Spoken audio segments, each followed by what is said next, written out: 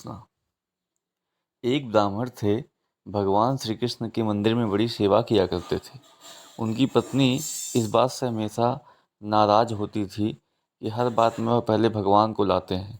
भोजन हो, वस्त्र हो या हर चीज़ पहले भगवान को ही समर्पित करके ही ग्रहण करते हैं। एक दिन की बात है, घर में लड्डू बने। ब्राह्मण ने लड्डू लिए और भोग भोग लगाने चल दिया।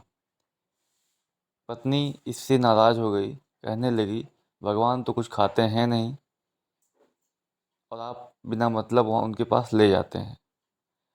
अब देखते हैं, अब की बार बिना खिलाए आप लौटिएगा मत। देखते हैं भगवान कैसे खाते हैं।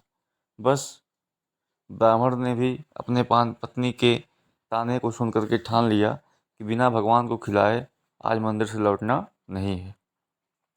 मंदिर में जाकर के डेरा जमा लिया ब्राह्मण ने। भगवान के सामने लड्डू रख करके विनती करने लगे, हे भगवान,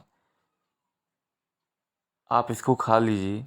एक घड़ी बीती, आधा दिन बीत गया, न तो भगवान आए न ब्राह्मण वहाँ से हटे।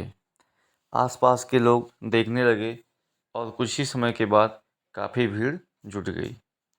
सभी कौतुकवश देखने लगे कि आखिर हो क्या रहा है।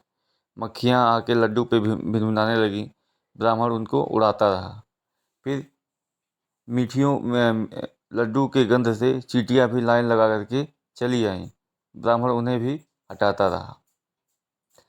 कुछ देर के बाद मिठाई इतना स्वादिष्ट था कि बाहर कुत्ते आकर भी खड़े होकर के ललचाने लगे। ब्राह्मण उनको भी खदेड़ दिया। लड्डू पड़े देख करके मंदिर के बाहर बैठे भिखारी भी आ गए। ब्राह्मण ने उन्हें भी कहा कि आप लोग चले जाइए, भगवान के लिए यह है। दिन ढल गई, शाम हो गया, न भगवान आए न ब्राह्मण उठा और शाम से रात हो गई। लोगों ने सोचा कि ब्राह्मण देवता पागल हो गए हैं, भगवान तो आएंगे नहीं। धीरे धीरे सब लोग अपने घर चले गए। ब्राह्मण को भी गुस्सा आ गया, लड्डू उठा करके बाहर फेंक दिए।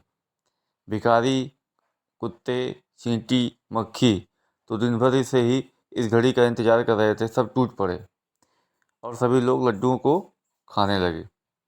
ब्राह्मण उदास होकर के भगवान को कोसता हुआ घर पर लौटने लगा। कितने सालों की सेवा बेकार चली गई, कोई फल नहीं मिला। और जब घर पहुंचा तो ब्राह्मण पत्नी के फिर ताने सुन करके सो गया। अब रात में क्या होता है, रात में भगवान ब्राह्मण के सपने में आते हैं। बोलते हैं कि तेरे लड्डू तो खाए मैंने, बहुत बढ़िया थे, लेकिन अगर सुबह ही खिला देता तो ज़्यादा अच्छा होता। और ब्राह्मण सोचने लगा कि भगवान ऐसा क्यों कह रहे हैं, वो तो खाए नहीं और सपने में ऐसा क्यों कह रहे हैं।